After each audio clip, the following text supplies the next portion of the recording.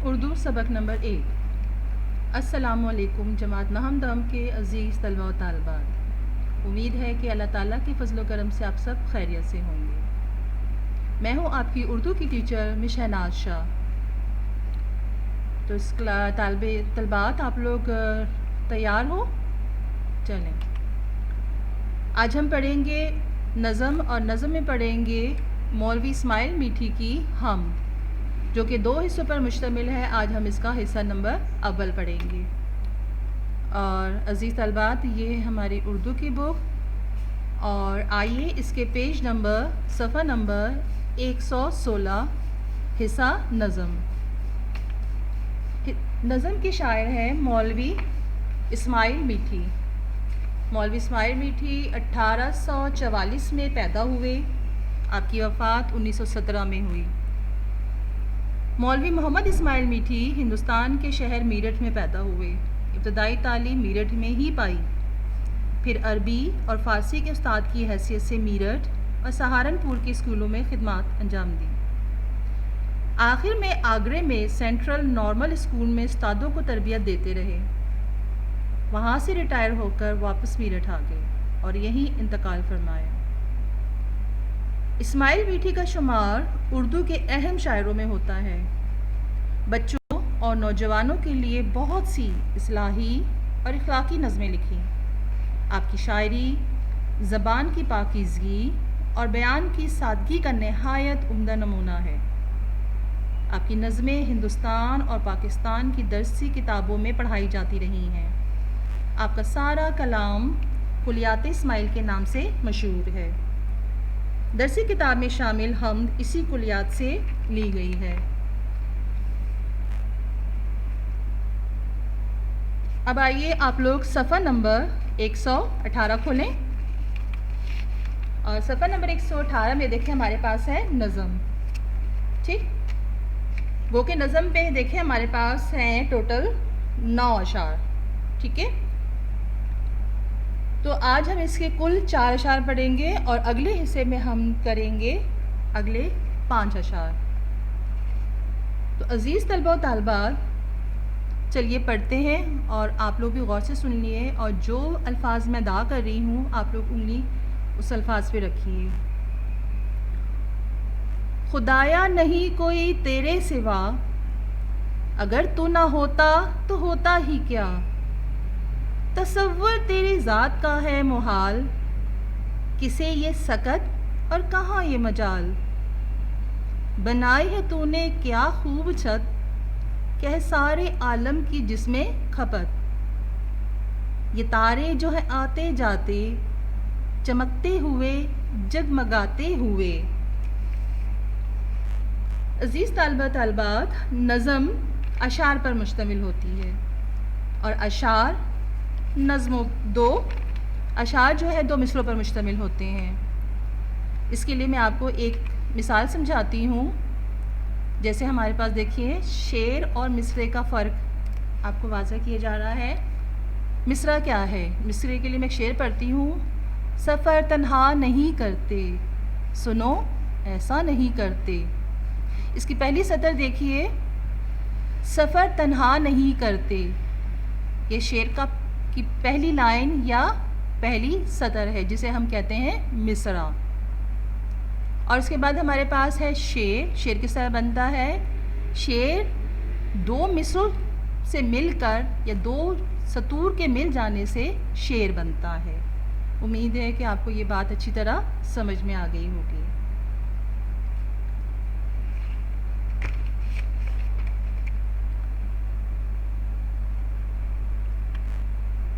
آئیے اب جو ہم نے اس میں مشکل الفاظ دیکھے ہیں، یعنی مشکل الفاظ سے مراد نئے الفاظ۔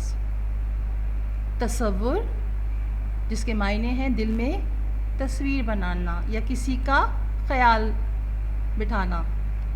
محال، غیر ممکن، یعنی جو کام نہیں ہو سکتا۔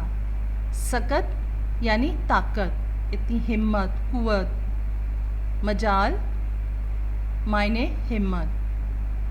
عالم، دنیا۔ کھپت، استعمال۔ تو اب ہم کرتے ہیں اس کی تشریحات۔ تشریحات کے لیے آئیے شعر نمبر 1 کی طرف۔ خدایا نہیں کوئی تیرے سوا، اگر تو نہ ہوتا تو ہوتا ہی کیا۔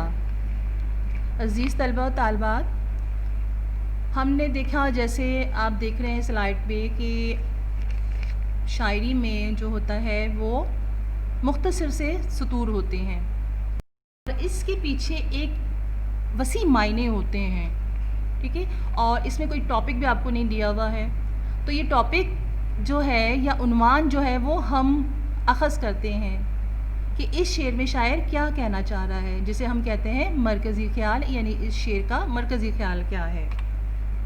تو اس شعر میں دیکھیں آپ نے کیا دیکھا اور کیا پڑھا۔ مولوی اسماعیل میٹھی اس شعر میں فلسفہ وحدت الوجود یعنی اللہ تعالیٰ کی ذات ایک ہے بیان کرتے ہوئے اللہ تعالیٰ کی حمد و ثنا، اللہ تعالیٰ کی تعریف بیان کر رہے ہیں۔ تو اس سے ہمیں کیا سمجھ میں بات آ رہی شعر سے، شاعر کیا کہہ رہے ہیں، اس کی وضاحت ہم کس طرح کریں گے۔ مولوی صاحب اللہ تعالیٰ کی حمد و ثنا کس طرح کرتے ہیں؟ اللہ تعالیٰ کی حمد و ثنا کرتے ہوئے فرماتے ہیں کہ تو ہی وہی معبود برحق ہے جو سارے جہان کا خالق ہے، تیرے سوا کوئی لائق عبادت نہیں، تیرا کوئی شریک یا ساتھی نہیں، تیرے سوا کوئی رب نہیں، بس تو ہی خالق ہے یعنی پیدا کرنے والا ہے، تو ہی مالک ہے، کائنات کی ہر شے تیرے حکم کے تابع ہے، یعنی تیرے حکم سے کائنات کا ہر کام ہو رہا ہے، چاہے وہ آسمان پہ بادل چل رہے ہیں یا ہوا رواں دواں ہے، ہوا چل رہی ہے، ٹھنڈی ہوا چل رہی ہے، گرم ہوا چل رہی ہے، سمندروں میں اٹھنے والی لہریں، ٹھیک ہے، تو یہ سب کام کس کے حکم سے چل رہے ہیں؟ ایک واحد ذات اللہ تعالیٰ کی۔ کل کائنات تیرے ہی حکم کے سے وجود میں آئی ہے، تو نے حکم دیا اور کائنات وجود میں آئی۔ اے اللہ اگر تو نہ ہوتا تو یہ سب کچھ بھی نہ ہوتا، یہ خوبصورت دنیا، اس کا نور، اس کا کاروبار، اس کی دلکشی تیرے ہی دم سے ہے، اگر تو نہ ہوتا تو یہ دنیا اور کچھ نہ ہوتا، نہ انسان ہوتے اس میں، نہ چرند پرند ہوتے اس میں، کچھ نہ ہوتا۔ آئیے شعر نمبر 2 کی طرف۔ تصور تیری ذات کا ہے محال، کسے یہ سکت اور کہاں یہ مجال۔ ابھی جیسا کہ میں نے آپ کو بتایا محال کے مطلب کیا ہے، محال کے معنی ہے ہمت، یعنی ہمیں اتنی سکت نہیں ہے۔ تصور کسی کا خیال اپنے ذہن میں بٹھانا، سکت بھی ہمت میں ہی آتا ہے، یعنی جرت نہیں ہم کر سکتے ہیں، مجال یعنی ہمیں اتنی طاقت نہیں ہے، یہ ایک ہی معنوں میں استعمال ہوتے ہیں۔ تو اس سے ہمیں کیا بات سمجھ میں آ رہی ہے مختصراً کہ شاعر کس بات کی وضاحت کرنا چاہ رہے ہیں۔ اس شعر میں شاعر عشق حقیقی یعنی اللہ تعالیٰ سے سچی محبت اور ذات پاری تعالیٰ سے گہرے لگاؤ کا یعنی اس کے محبت کا اظہار کر رہے ہیں۔ تو اب اس کے پیچھے جو بات پوشیدہ ہے جس کی ہم وضاحت کریں گے، ٹھیک ہے، وہ کیا ہے کہ اس شعر میں مولوی صاحب اللہ تعالیٰ کی تعریف اور توصیف بیان کرتے ہوئے کہتے ہیں کہ ہم معمولی سے ناسمجھ اور ادنا سے انسان تیری عظمت، تیری کبریائی، تیری ذات کا تصور نہیں کر سکتے، ہماری سوچ بہت چھوٹی ہے اور تو بہت بلند اور اعلیٰ و عرفہ ہے۔ اے اللہ کہاں ہماری ہمت اور اتنی سکت ہم میں کہاں، تو ہمارا خالق ہے، اسی لیے ہم تیرا تصور نہیں کر سکتے، تو ہماری سوچ سے بہت ہی بلند ہے۔ امید کرتی ہوں آپ کو شعر کی وضاحتیں سمجھ میں آ رہی ہوں گی، شاباش۔ چلیں اب شعر نمبر 3 کی طرف چلے آئیے۔ شعر نمبر 3 ہمارے پاس ہے، بنائی ہے تو نے یہ کیا خوب چھت۔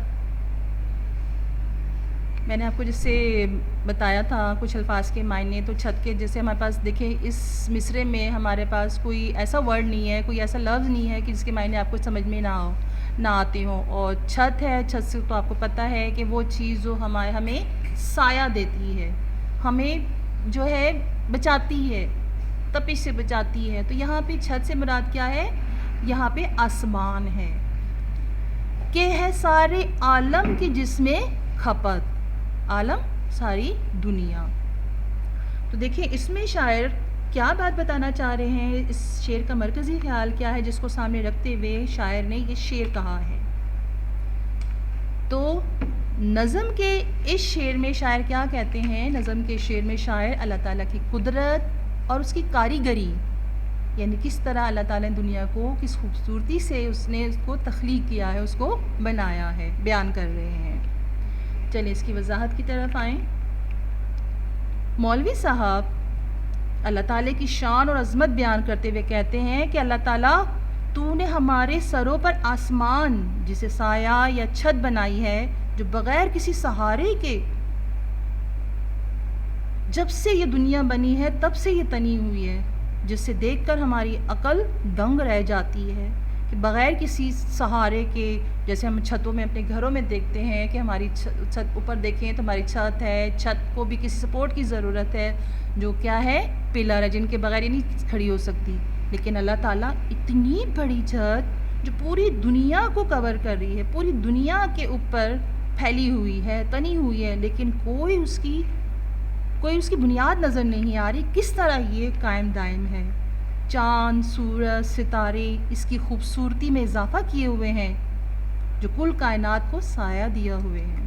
یہ ساری دنیا اسی کے سائے میں ہے. اتنی بڑی چھت، یہ عظیم کارنامہ میرے عظیم رب کا ہی ہے. اب ہم چلتے ہیں شعر نمبر 4 کی طرف. تمہارا اگلا شعر ہے، یہ تارے جو ہیں آتے جاتے ہوئے، چمکتے ہوئے جگمگاتے ہوئے. تو اس شعر میں شاعر کیا فرما رہے ہیں؟ کچھ مرکزی خیال سمجھ میں آ رہا ہے؟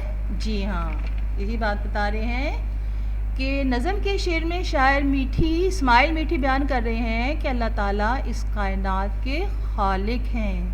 خالق کا مطلب پیدا کرنے والے، تخلیق کرنے والے، اس کو بیان کر، اس کو اس میں اس کی خوبصورتی میں اضافہ کرنے والے. ٹھیک ہے، چلیے اس کی وضاحت کی طرف چلتے ہیں، اس کی تشریح کی طرف چلتے ہیں. مولوی اسماعیل میٹھی مزید اللہ تعالیٰ کی تعریف کرتے ہوئے کیا بیان کرتے ہیں؟ وہ کہتے ہیں کہ رات میں آسمان کو روشن اور جگمگاہٹ اور خوبصورتی کے لیے اللہ تعالیٰ نے ستارے بنائے، اور دن کو روشن کرنے کے لیے سورج، جس کی روشنی میں ستارے نظر نہیں آتے. خالق کائنات کی تخلیق ہے. یہ روشنی بکھیرے ہوئے ہیں، یہ سب اپنے مدار میں گھوم رہے ہیں، کہیں سیارے ستارے کی جگہ نہیں جاتے ہیں. تو سورج کبھی ایسا نہیں ہوتا ہے کہ اپنے مدار کو چھوڑ کے کسی دوسرے کے مدار میں چلا جائے. تو یہ سب کیا ہے؟ میرے خالق کی عظمت کا مظہر ہے. تو امید کرتی ہوں طلبہ و طالبات آپ کو آج شعر پڑھنے کا لیس سے، آہنگ سے کس طرح پڑھتے ہیں، تو اگر نہیں بھی آیا تو پلیز آپ لوگ کوشش کریں، تلفظ کی ادائیگی پر خاص طور پر توجہ دیں، شعر پڑھنے پر لے میں، آہنگ میں اس کو پڑھنے کی، اس کی پریکٹس کریں. ٹھیک ہے، اور آپ لوگ سمجھ گئے ہوں گے کہ نظم کیا چیز ہے اور اشعار کیا ہیں اور مصرے کیا چیز ہیں.